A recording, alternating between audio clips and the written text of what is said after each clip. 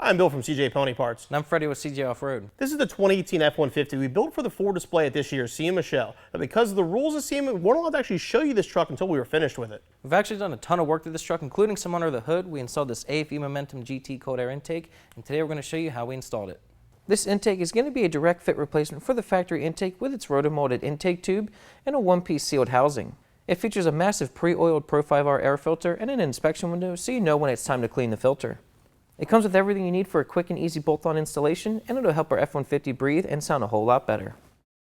Tools you'll need for this installation: 7mm socket, 8mm socket, a 1/4" ratchet, an 11mm socket, 13mm socket, a 3/8 ratchet, a trim panel removal tool, and you might need a flathead screwdriver.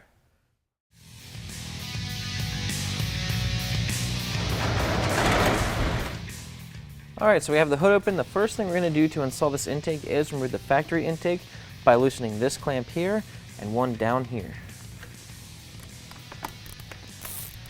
You can use a 7mm socket to loosen these clamps or a flathead screwdriver. Once you get it loose, you can separate the Y pipe. Pop off the clips on the air box, and you can remove as part of the intake once you disconnect this sensor. Remove the two tabs that are on the air box, also this sensor, then this 13mm bolt, and the whole air box should come out. The air box can now be removed. Locate the PCV hose going to the driver's side turbo inlet hose. Press on the gray tab to pull it off. Locate the tube insert that comes with your kit, and if you'll notice, it has a slash cut right here on the bottom. You want the opening facing the turbo, so you're going to install it in this tube right here, just like this.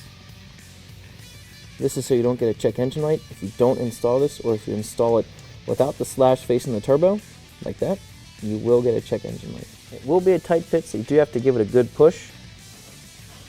Once you get it installed, reinstall the PCV fitting.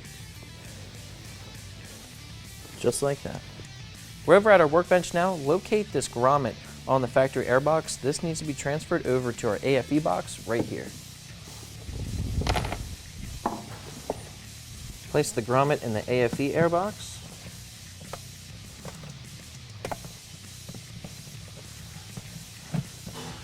Then install the sleeve from the inside.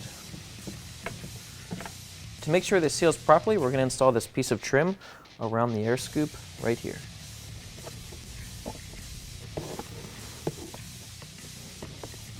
Grab the factory Y pipe and locate the sensor on it. Twist it counterclockwise to remove it.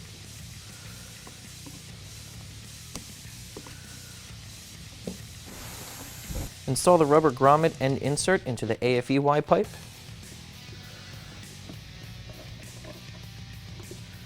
Apply some WD-40 to make this a little easier.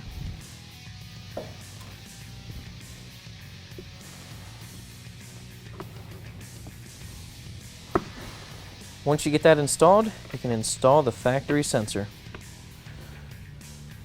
We're now ready to install the aFe airbox.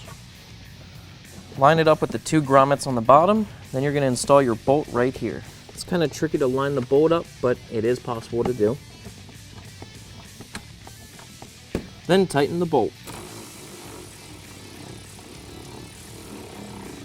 Install the provided push pins on the front of the air inlet right here.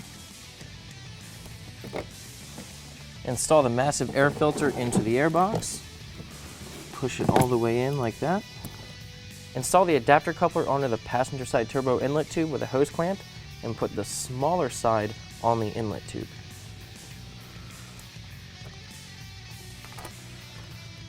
Install the larger coupler and clamps onto the driver's side inlet tube. With both couplers installed, you can install the Y pipe. Once you get the Y pipe fully seated, you can tighten all the clamps.